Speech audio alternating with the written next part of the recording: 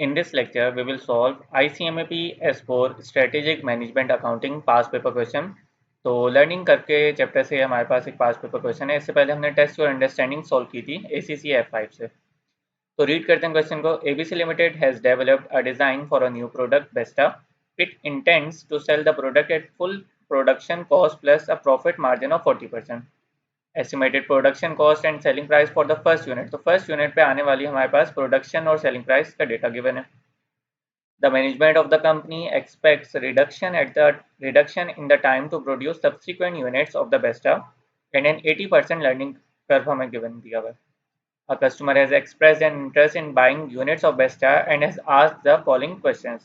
तो तीन हमारे पास क्वेश्चन की रिक्वायरमेंट है। फर्स्ट रिक्वायरमेंट में क्या कह रहे हैं? If he bought the first Besta for 25,200 and मतलब फर्स्ट बेस्टा कितने के परचेज कर रहे हैं? 25,200 की selling price and immediately order another one, what would be the selling price for the second Besta? ठीक है, तो इसको सॉल्व करते हैं। तो सबसे पहले अपने पास डेटा एक बना लेते हैं, यूनिट्स, टोटल टाइम कितना लग रहा है, एवरेज टाइम कितना आ रहा है, क्योंकि लर्निंग जो होती है वो हमेशा एवरेज टाइम पे अप्लाई होती है। फिर उसके बाद मार्जिनल टाइम कितना आ रहा है। मार्जिनल टाइम क्या होता है? हर एक एडिशनल यूनिट पे आने वाला टाइम। तो इसको देखते हैं अभी।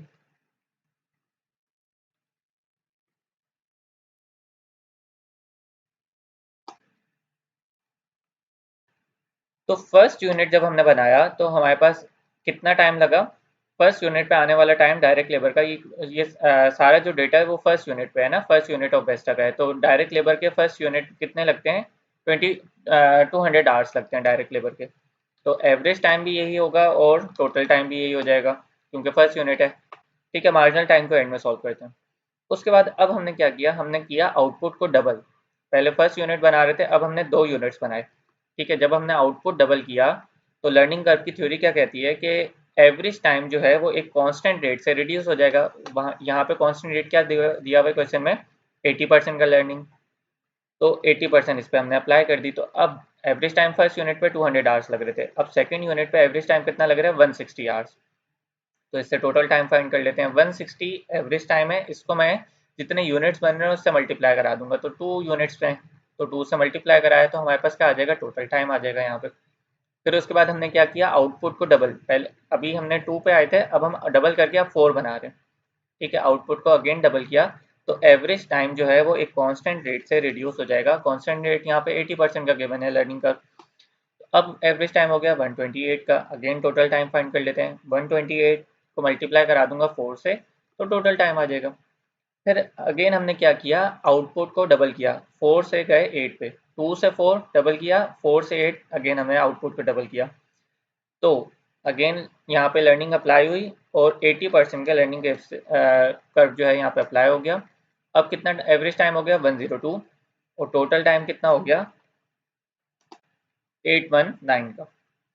तो ये हमने यहाँ पे लर्निंग कर्व की थ्योरी अप्लाई कर ली एवरेज टाइम पे, उसके थ्रू फिर हमने टोटल टाइम भी निकाल लिया। अब मार्जिनल टाइम क्या होता है? हर एक एडिशनल यूनिट पे आने वाला टाइम। तो 1 से 2 पे जब हम गए, फर्स्ट यूनिट पे तो सेम 200 आवर्स ही लगे, ठीक है, कोई चेंज नहीं आएगा। जब हम सेकंड यूनिट पे गए ना तो सेकंड यूनिट पे 200 1 से 2 यूनिट जाने पे 200 से उठ के 320 पे टोटल टाइम लग गया। तो डिफरेंस अगर इसका हम लें तो हमें पता चल जाएगा कि एडिशनल यूनिट पे आने वाला टाइम कितना था? वो था 120।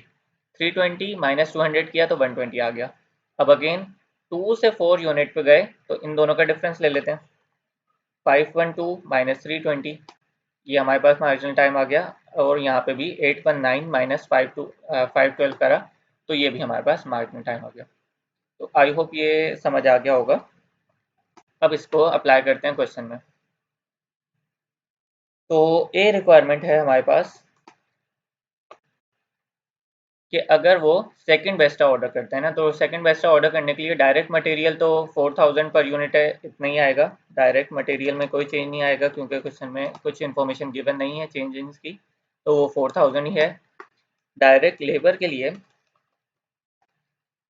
डायरेक्ट लेबर का पर आवर का रेट हमें जो क्वेश्चन में दिया हुआ है वो दिया हुआ है 30 पर आवर। ठीक है, इसको नंबर ऑफ आवर से मल्टीप्लाई करा देंगे तो 30 पर आवर का रेट है। अब सेकंड यूनिट पे आने वाला टाइम देखना है, तो सेकंड यूनिट पे आने वाला टाइम कितना है? 120। ठीक है, अगर वो बोलते कि दोनों यूनिट्स एक साथ बाय कर रहे हैं फर्स्ट एंड सेकंड तो हम 320 लेते, लेकिन उन्होंने हमसे रिक्वायरमेंट क्या किया, what would be the selling price for the second best seller. तो सेकंड बेस्ट सेलर पे आने वाला एडिशनल जो हमारे पास मार्जिनल टाइम कितना लग रहा है वो 120 का, तो 120 से इसको मल्टीप्लाई करा देंगे, तो 30 मल्टीप्लाई बाय 120, ये आ गया डायरेक्ट लेबर। उसके बाद हमारे पास कुछ ओवरहेड्स हैं, ओवरहेड्स का रेट क्या है 40 पर डायरेक्ट लेबर आवर, तो 40 का रेट है और डायरेक्ट लेबर आवर्स यहाँ पे अभी हमने 120 फाइंड किए हैं, तो 40 इंटू 120। उसके बाद ये सारी हमने कॉस्ट ले ली, तो टोटल कॉस्ट जो हमारे पास आ रही है ए रिक्वायरमेंट में वो आ रही है 12,400 की। तो ये अभी हमने क्या फाइंड किया, कॉस्ट फाइंड किया हमने। फाइंड क्या करना है रिक्वायरमेंट में, सेलिंग प्राइस फाइंड करनी है। तो इसके थ्रू फाइंड कर सकते हैं, सेल्स में से कॉस्ट माइनस करते हैं तो हमारे पास प्रॉफिट आ जाता है। ठीक है, कॉस्ट यहाँ पे हमने फाइंड कर लिया 12,400 की। अब इस क्वेश्चन में जेन्युइन इशू ये था कि मार्जिन यूज़ करना है या मार्कअप यूज़ करना है। ठीक है, क्योंकि दोनों के थ्रू अलग आंसर आएगा। अगर मैं मार्जिन यूज़ करूँगा तो अलग आंसर आएगा, सेल्स अलग आएगी। अगर मैं मार्कअप यूज़ करूँगा तो अलग आंसर आएगा। तो इसके लिए हमने क्या किया, जो इन्होंने फर्स्ट यूनिट जो हमें फाइंड करके दिया हुआ है ना, इसी के थ्रू चेक कर लिया। जो इन्होंने कॉस्ट हमें बताई हुई है वो है 18,000 की। ठीक है, इसके थ्रू अगर मैं इसके ऊपर मार्कअप लगाऊं, क्योंकि इन्होंने मार्कअप के थ्रू फाइंड किया हुआ है, तो इसके ऊपर मार्कअप लगाऊं तो मार्कअप ऑन कॉस्ट होता है, मतलब कॉस्ट 100%। ठीक है, और प्रॉफिट कितना गिवन है 40% का, तो प्रॉफिट 40%, तो सेल्स कितनी हो जाएगी 140% की। ठीक है, सेल्स माइनस कॉस्ट करते हैं तो प्रॉफिट आ जाता है 140 माइनस 100 किया तो 40 आ गया। इसके थ्रू ये हमने एक परसेंटेज लिखी। अब ये 18,000 जो है, अगर हम मार्कअप के थ्रू सॉल्व करें और सेल्स फाइंड करें तो 18,000 है, इसको डिवाइड करा है, ये पड़ा हुआ है 100 पे, तो मैंने इसको 100 से डिवाइड करा दिया। अब मुझे चाहिए क्या, मुझे चाहिए सेल्स, तो मैं सेल्स की परसेंटेज से मल्टीप्लाई करा दूंगा। तो वो कितनी आ गई 25,200 की। 25,200 मतलब ये इन्होंने सेलिंग प्राइस जो है ये मार्कअप के थ्रू निकाली हुई है, लेकिन इन्होंने वर्ड यूज़ किया हुआ है मार्जिन का। तो एक ये क्योंकि काफ़ी पुराना क्वेश्चन है तो एक ये जेन्युइन इशू था इस क्वेश्चन में। अब ये नहीं होता इशू, अब प्रॉपर लिखा हुआ होता है कि मार्कअप है या मार्जिन है। ठीक है, तो ये 25,200 इसका मतलब है कि क्वेश्चन मार्कअप के थ्रू सॉल्व हुआ हुआ है।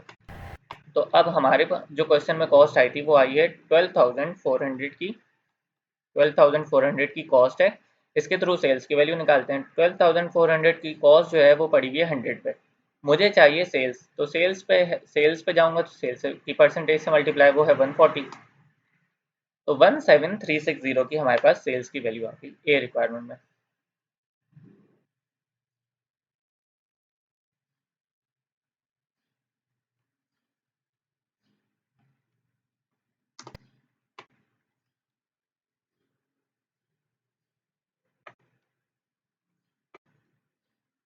अब रिक्वायरमेंट बी सॉल्व करते हैं। रिक्वायरमेंट बी के लिए जो जो इन्फॉर्मेशन आनी है यहाँ पे,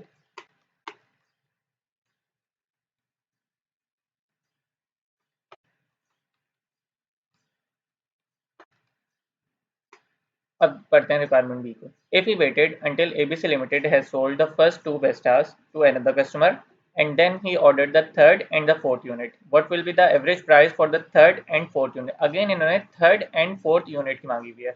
ऐसा नहीं बोला हुआ कि एक साथ 4 यूनिट हम बाय कर रहे हैं, ऐसे नहीं है। ठीक है, इन्होंने थर्ड एंड फोर्थ यूनिट की एवरेज प्राइस मांगी हुई है, तो फाइंड कर लेते हैं।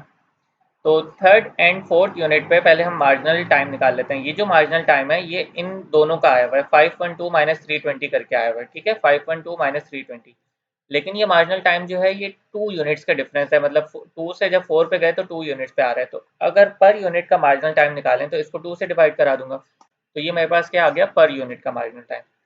ठीक है, ये जो मार्जिनल टाइम था ये 2 यूनिट्स का था, 2 से 4 में गए थे, 2 का डिफरेंस था, इसलिए ये मार्जिनल टाइम 2 यूनिट्स का था। इस 192 को जब मैं 2 से डिवाइड कराऊंगा तो मेरे पास थर्ड एंड फोर्थ यूनिट का मार्जिनल टाइम आ जाएगा, वो कितना आ रहा है 96। तो अब इसको सॉल्व करते हैं। डायरेक्ट मटेरियल में कोई चेंज नहीं आएगा, वो सेम ही रहेगी 4000। ठीक है, डायरेक्ट लेबर जो है वो 30 पर आवर का रेट है, क्वेश्चन में गिवन है 30 पर आवर का रेट। अब टाइम कितना लेना है हमने 96, तो 96 से मल्टीप्लाई 30 इंटू 96। अगेन ओवरहेड्स के लिए 40 पर आवर का रेट है, क्वेश्चन में गिवन है 40 पर आवर का रेट। टाइम कितना लेना है 96, 96 से मल्टीप्लाई, तो 40 इंटू 96। अब हमारे पास जो कॉस्ट आ गई वो आ गई 10720 की। कॉस्ट हमने यहाँ रखी, सेल्स की वैल्यू निकाल लेते हैं जो कि आ रही है 15008। अगेन इसको फाइंड करते हैं। कॉस्ट है 10720 की, ये है कॉस्ट, ठीक है। तो कितने पे पड़ी हुई होगी, ये 100% पे पड़ी हुई होगी, तो इसको मैं डिवाइड करा दूंगा 100 से। मुझे चाहिए क्या, मुझे चाहिए सेल्स की वैल्यू, तो सेल्स की परसेंटेज कितनी है 140, तो 140 से मल्टीप्लाई करा दूंगा, तो सेल्स की वैल्यू आ जाएगी 15008।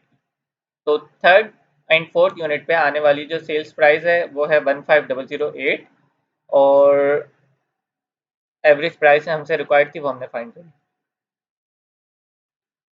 अब रिक्वायरमेंट सी सॉल्व करते हैं,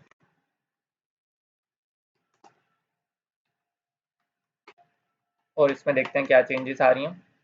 if we decided to buy 8 best stars immediately, अब 8 बेस्ट स्टार्स जो है ना वो एक साथ बाय कर रहे हैं, टोटल टाइम की तरफ जाएंगे जो कि है 819, ठीक है। फिर उसके बाद कह रहे हैं and ask ABC limited to quote a single price for all 8 units, ठीक है। अब सिर्फ 8 यूनिट का नहीं मांगा, अगर सिर्फ 8 यूनिट का मांगा होता तो मार्जिनल टाइम की तरफ जाते, अब इन्होंने हमसे ऑल 8 यूनिट्स का मांगा हुआ है, what price would be charge. तो डायरेक्ट मटेरियल 4000 है पर यूनिट का, अब हमें 8 यूनिट्स की प्राइस बतानी है तो 8 से मल्टीप्लाई, ठीक है। डायरेक्ट लेबर के लिए 30 पर आवर का रेट है, ठीक है, और इसमें जो टाइम लेने हैं वो लेने हैं हमने 819 से मल्टीप्लाई करा देंगे। यहाँ पे 40 पर आवर का रेट है और 819 का टाइम है, तो 30 इंटू 819 एंड 40 इंटू 819। अब कॉस्ट हो गई 89330 की, ठीक है। यहाँ पे सेल्स की वैल्यू आ रही है 125062 की, अगेन इसको फाइंड कर लेते हैं कैसे आई है ये हमारे पास कॉस्ट है, ये पड़ी हुई है 100 पे, तो 100 से डिवाइड, मुझे चाहिए सेल्स की वैल्यू, तो सेल्स की वैल्यू की परसेंटेज से मल्टीप्लाई, तो वो आ गया 125062। तो आई होप ये क्वेश्चन समझ आ गया होगा। That's all for this lecture.